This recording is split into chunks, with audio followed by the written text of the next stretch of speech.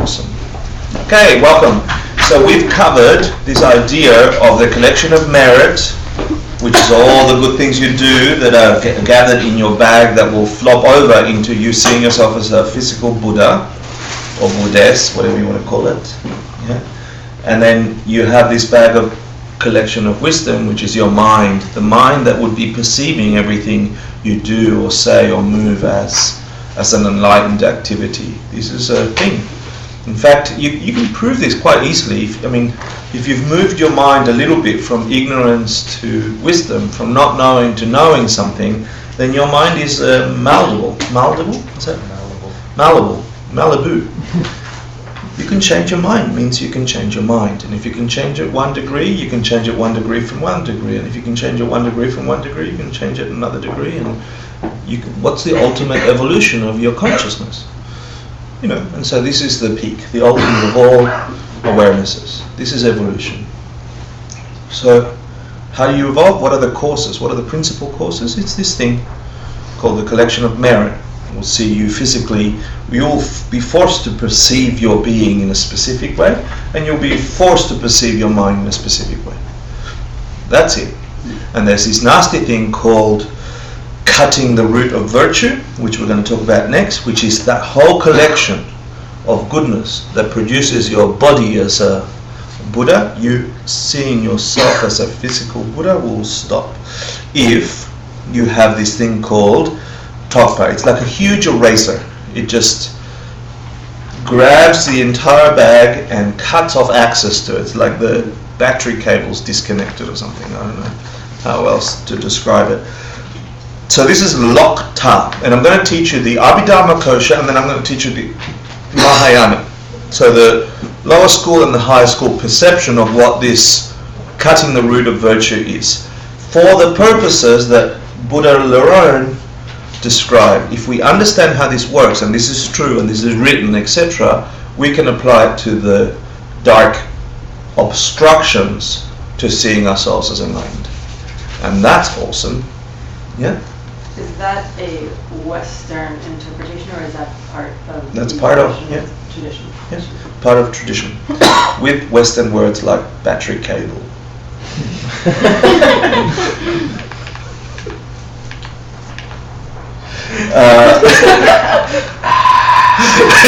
They're not making any noise. So, Lokta means wrong view. Wrong view, but not wrong as in, it's wrong as in diametrically opposite. So the classic Lokta, when you have Lokta, you cut your root of virtue. Okay? So what is Lokta? Wrong view. What's wrong view? Thinking that things exist from their own side, ignorant. That's a kind of wrong view. What kind of wrong view would you think would cut the access to your whole collection of karma, merit? What would be a classical way to disconnect from that? Killing your mother and father, or trying to live just for your own satisfaction. They're heavy, but apparently not a classical Lokta. Yeah. So the classic wrong view is that cause and effect don't work. The true cause and effect don't work. So deciding that the law of karma doesn't function is a classical Lokta. And it's not like doubt, okay? So doubt or skepticism is healthy. You must have it. The Buddha said you're silly if you don't have it. Yet you have to have an analytical mind that investigates things. Blind faith is not what's required here. So doubt about karma is not a problem. Skepticism about karma is not a problem. But having a clear, decisive, diametric opposite view and being certain about it, they describe in the Abhidharma, they describe, I guess, the profile or the type of person that could have Lokta. Yeah. So get this first. Lokta is the state of mind that sits firmly on the idea that there is no such thing as karma, cause and effect. that what I do has no consequence, that things are just strongly, clearly identifying and living with that cuts access to your root of virtue. It sort of makes sense logically, because then you don't believe in that thing which stored the virtue, and by its production you destroy it. It's quite interesting if you analyze it a bit. But skepticism are not enough, you know. So this poses a question, you know, what do you do with doubt? Because I've been practicing this stuff for 17 years, and I have a big shelf of doubt still. I don't understand how this is, and I don't understand how that is, and I haven't direct experience of this, and I haven't I've had enough moments where I can be certain about some things that I've been taught and that I've been studying, but there is a big shelf, which is what you do with your skepticism, where you say, I don't understand what that means, or that doesn't make full sense to me.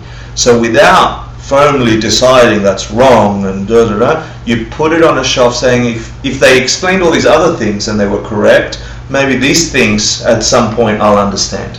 And you leave them there semi-suspended to always refer to, and as you gain wisdom or you gain knowledge, you keep observing that shelf and stuff comes off the shelf.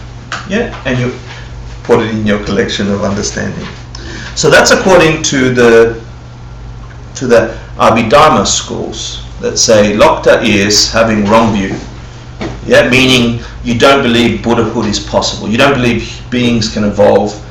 You don't believe in karma in a very real sense. Yeah, and then in the Mahayana school, that's called, the thing that cuts the root of virtue is called control. And this means anger. This means getting angry.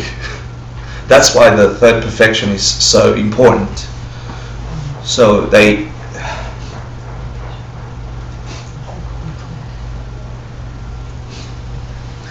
say that a moment of anger, an instant of anger directed at a bodhisattva, directed at a being whose complete wish is to get enlightened for the sake of others and behaves this way.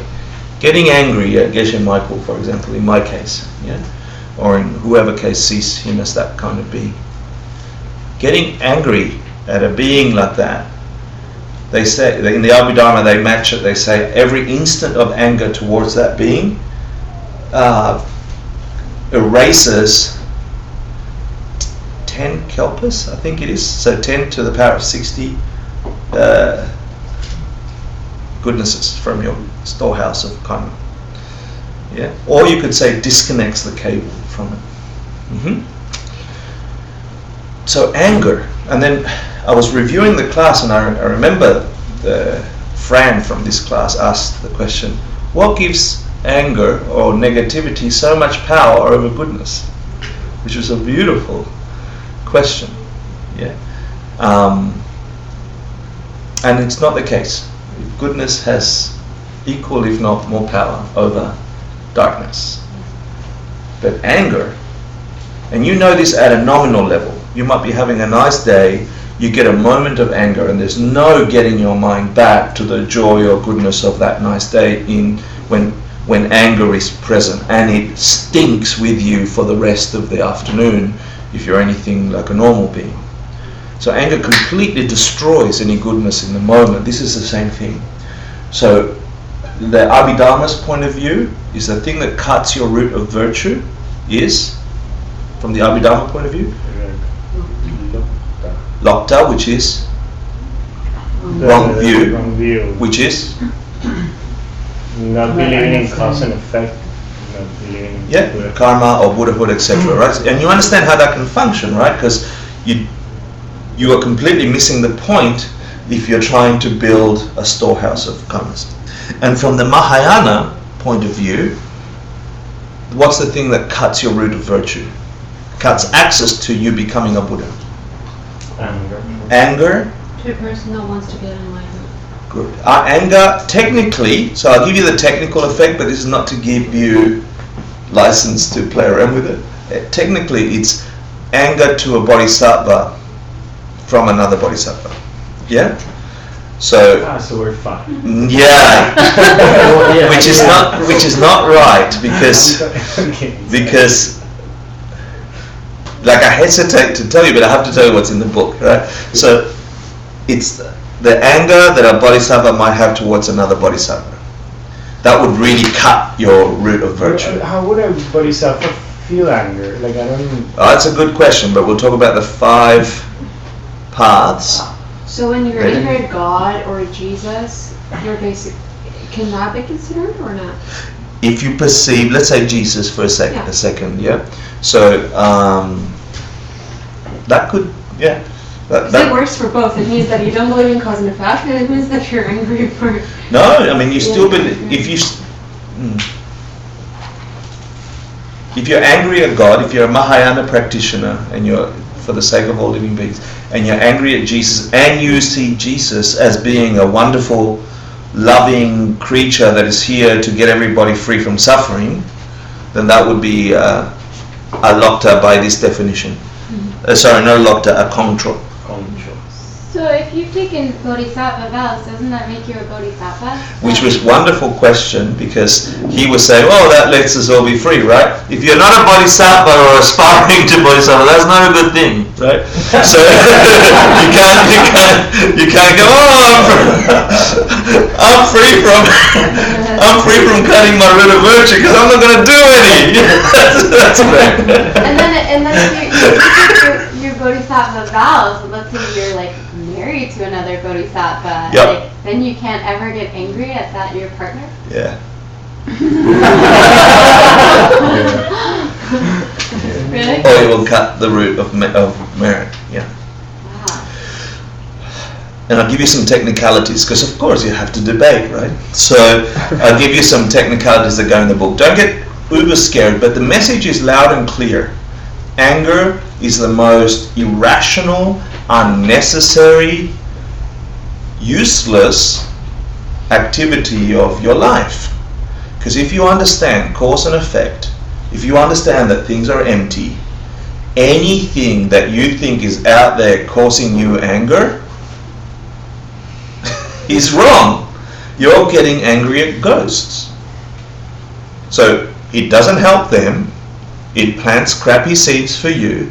If you understand intellectually or viscerally that things are empty of having a specific nature, then whatever my boss did could only have come from me. And getting angry at him means I am getting angry at me. I am yelling at me. And I am, in practicality, causing angriness towards me. Because that's how I must experience it later. Do you see that? Yeah. So can we just map out the metaphor? It's not even a metaphor. Can we map this out a little bit? Because just map it out. Map it out. So you're cutting off, you take the battery cable, you pull it out because you get really angry. Yeah. You can, I mean, in my experience, I get angry and then I plug it back in and you're like, oh wow, that was really silly.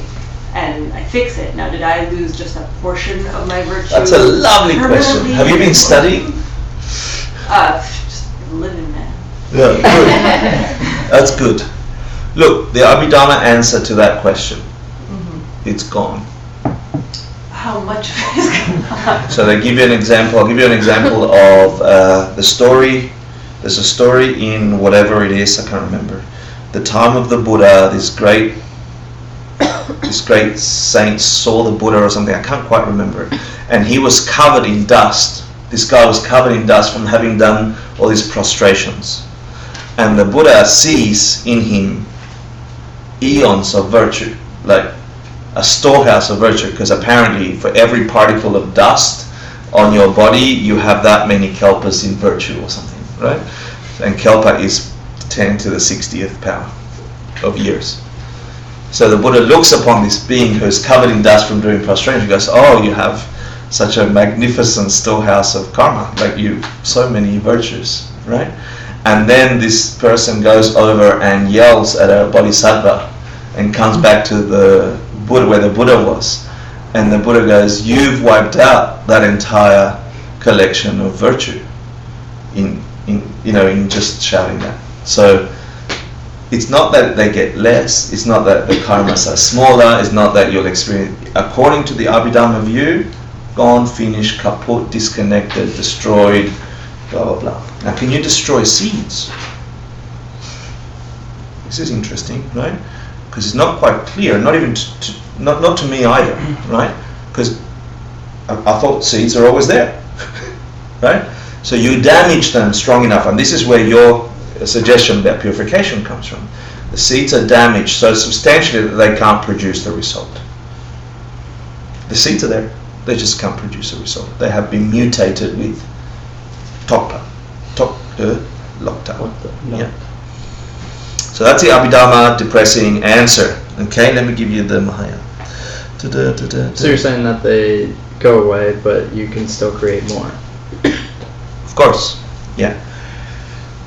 They then say, let me just see, anger, can you reconnect to your storehouse of karmas that were there and somehow damaged? Is the next question, yeah? And the answer is yes, and you can do it in two ways. You can do it with having serious doubt about your strong decision. Actually, let me just give you the profile. Do I have the profile of a person that can do lokta? The profile of the person that can do lokta, they divide humans into, so it's only humans, first of all, out of the 6 realms. Gods can't do it, demigods can't do it because they're too much in pleasure. Ghosts can't do it because they're too distressed. Hungry ghosts can't do it. Hell realms can't do it because they're too distressed, and animals because they're too much food. So looking for food. So only humans can do cutting the root of virtue. Okay? So they own the storehouse of karmas, of virtues. What type of human is the next question? And they divide humans lovely into these 2 types.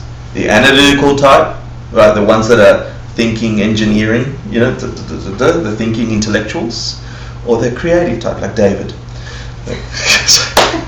I'm picking on you today. Act like an intellectual. No, check. Did you see what he did? He went, So they divide the humans into, you know, you either are born with one type of propensity, which is to be that of the senses, they call it, the creative, the type, the ones that likes, you know, stuff, or the intellectual, the thinker, and so on. The profile of the person most likely to do lokta is someone who is the intellectual type, because you must be able to have a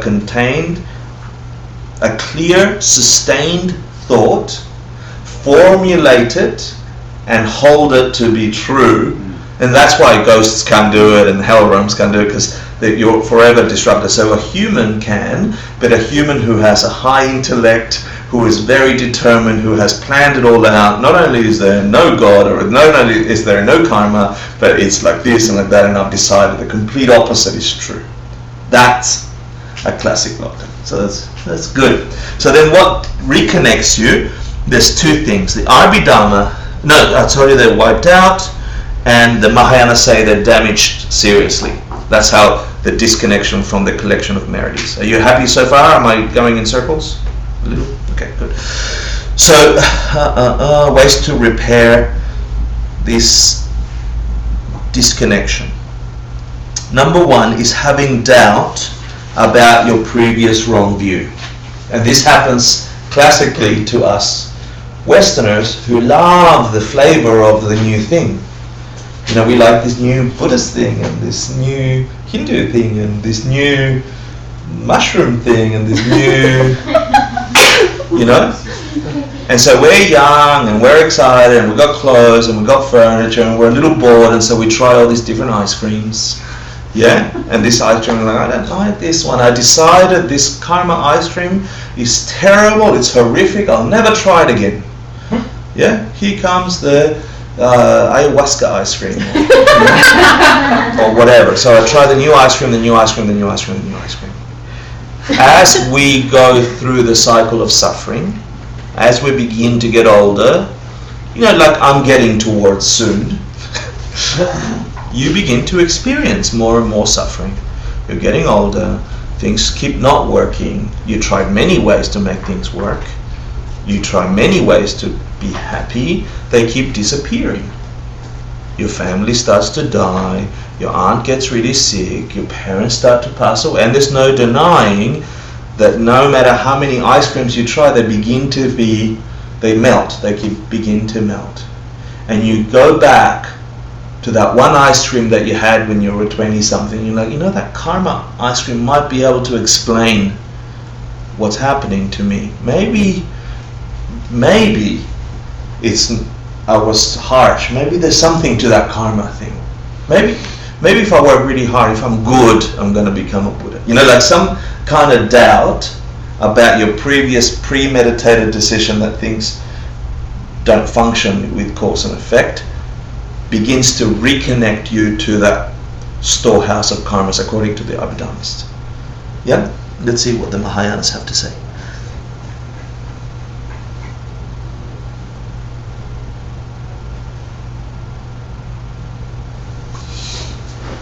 They say that, and then they say you begin to build some certainty through practice that it is this way.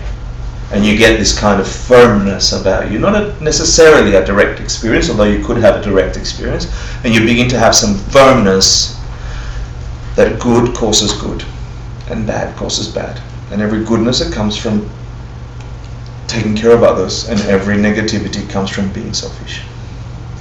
You begin to have this understanding and you get some firmness about it. And they say that completely reconnects your battery cable to the positively charged battery. Lastly, let me give you 3 minutes, I promise. This is an important concept. 3 minutes? Can I have 5 minutes? Is that okay? Yeah? Okay. If you need to go, I totally understand. I want to tell you about Penjekile and Dzogchekile. Penjekile is projecting karma, and Dzogchekile is finishing karma. Yeah? So, from the Abhidharma perspective, they say that the Penjekile is your projecting karma. This is link number 10 in the wheel of life. Out of all the storehouse of karmas that are in your consciousness, rolling from second to second in your mind, every single thing you said or did or thought, every single thing you said or did or thought is with you for this life, and it's multiplying by 2 every day. This is your collection of karmas. One of those will become your projecting karma at the time of death. It projects your entire next life, the kind of being you will be in your next life. The Abhidharmas say, because I see myself as human from birth to death, that must be one karma, because that's one consciousness. Yes, I see myself as one thing, as a human, this entire life. So they say the projecting karma that propels you into this life, one of them gives you your essence of who you are, yeah, the type of life you have, and then your finishing karmas are all the details of this life. I'm blonde, blue eyes, etc. I have good friends, I'm lonely, I'm happy, etc.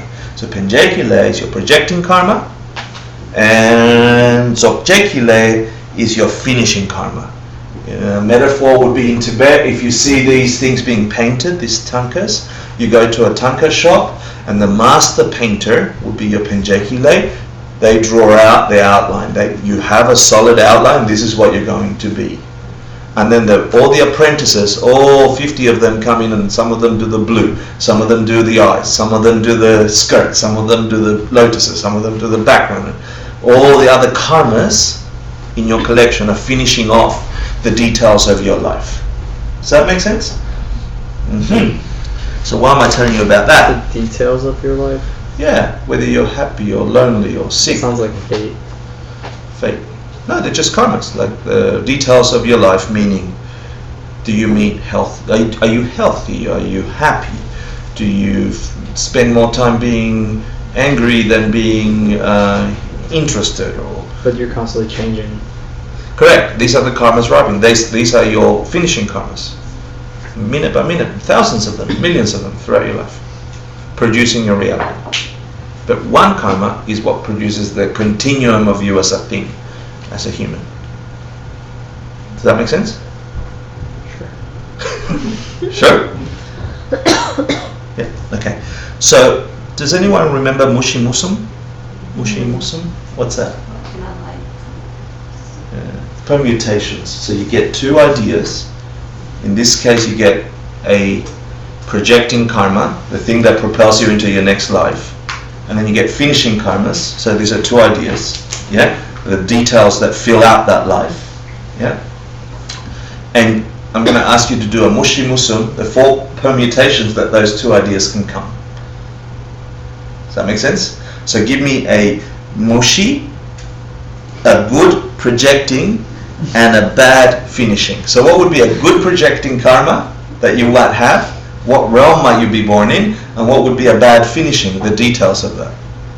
So what's a good projecting, bad details? you were born to like a really wealthy family and you get hooked on drugs. Excellent.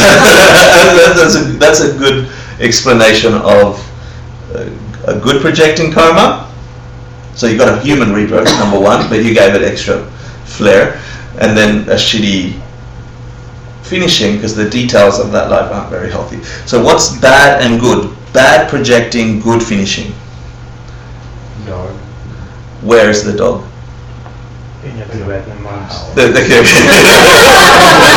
dog in the Tibetan monastery. Good. You know, or a dog that gets overly pampered, like, you know, gets more food than we give beggars. You know, something like this. You know, a dog. What's a good projecting? So the classical example is like there's a boss of all the hell realms. Yeah. So there's one guy who gets to be the boss of all the hell realms. Yeah. That's a really bad projecting karma, but it's a really good finishing because it's like I'm top dog over here. Anyway. So good projecting and good finishing, what would that be?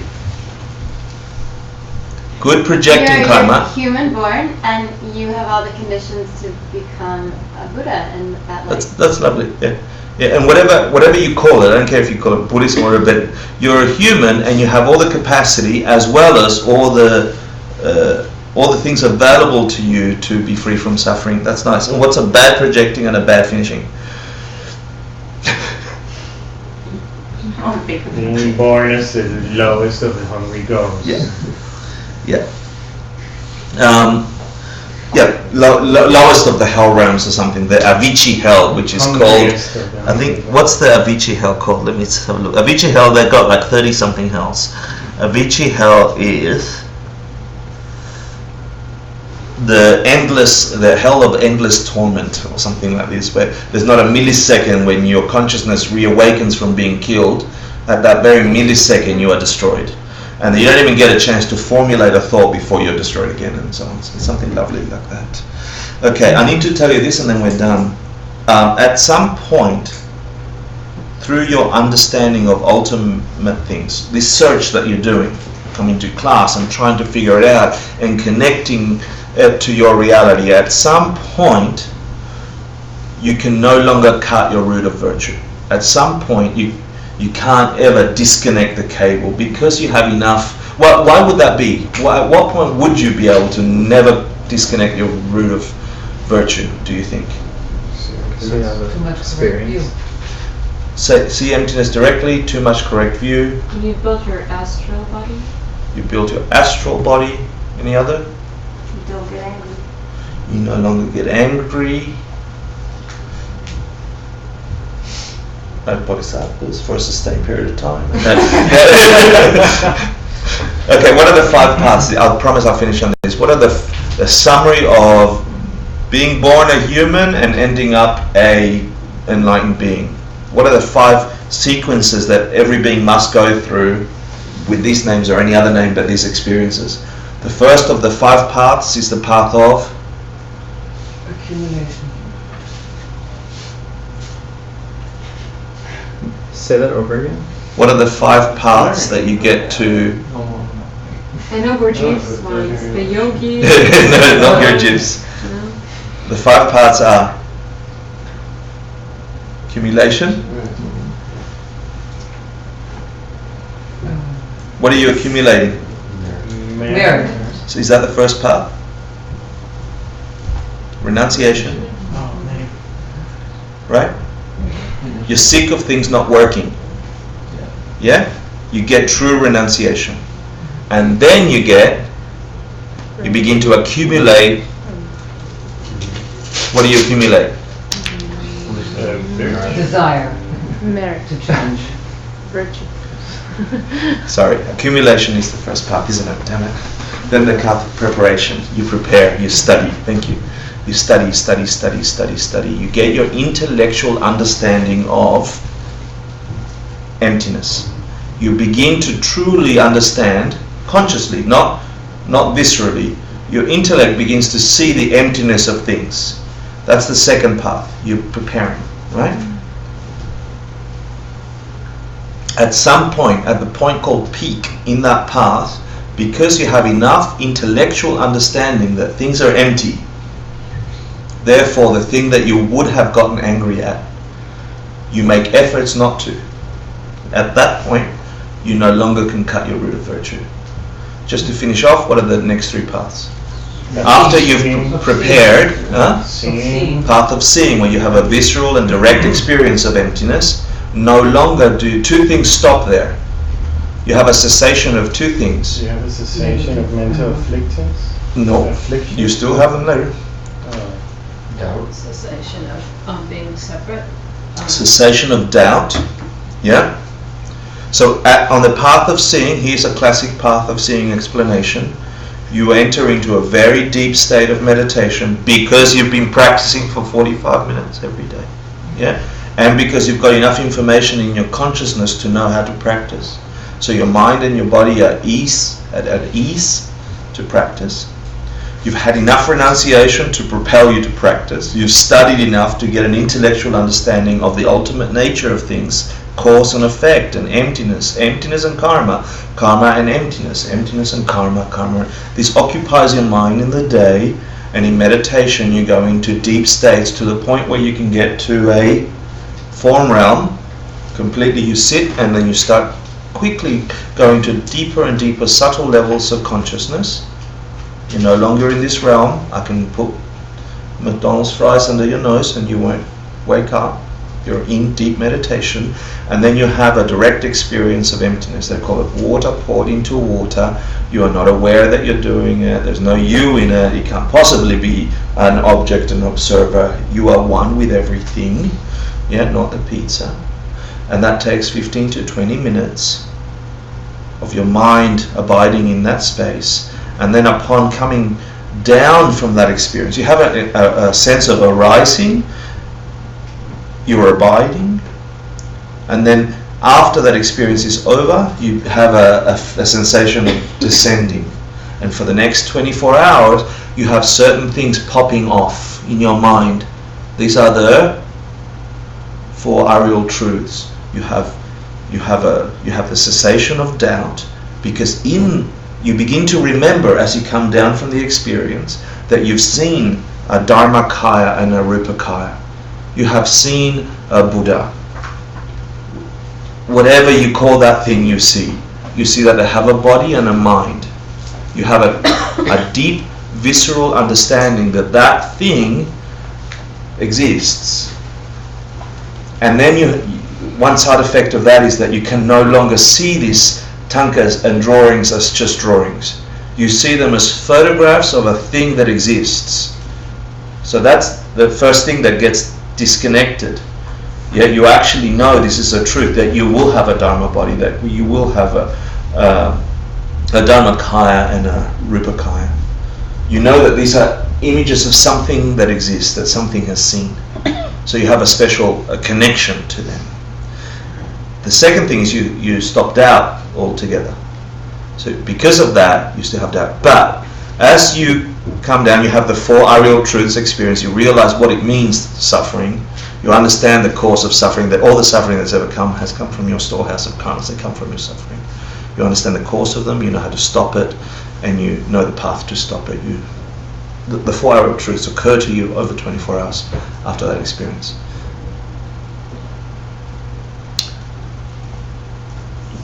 As you get more and more here, after that experience, you're still here. You still have a storehouse of shitty karma. The world continues to operate in the way that it's operating for us now, appearing as self-existent. Things are really, my boss is yelling at me. You see the impulse to get angry, yeah? You have those karmas. You have those habituations in your mind. You just now know without doubt that if you yell at them, you are causing more of him. So you can never do it. You just don't do it. So to answer your question, can you get angry? You have the impulse, and you might even watch yourself get angry, or you might choose to pretend to get angry, but it would be a completely different experience because you are a completely different being. You know how the world functions without doubt. So up until that point, that shelf is big. The shelf of what do I do with this information?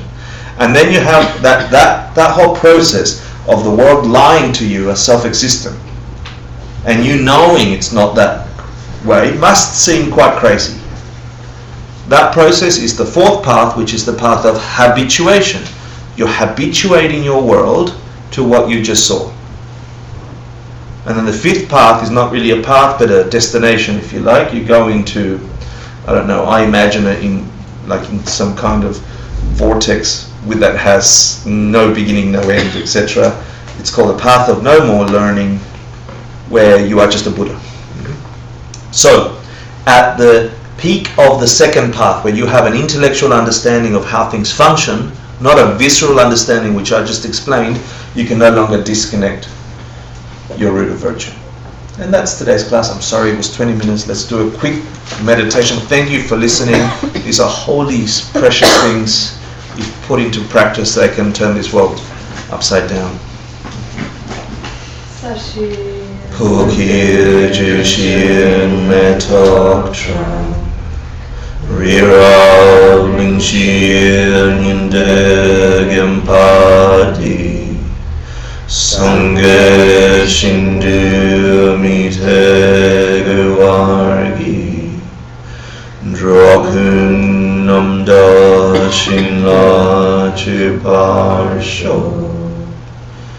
Hidam Guru Ratnamandala Kamninyatayami Nigawokun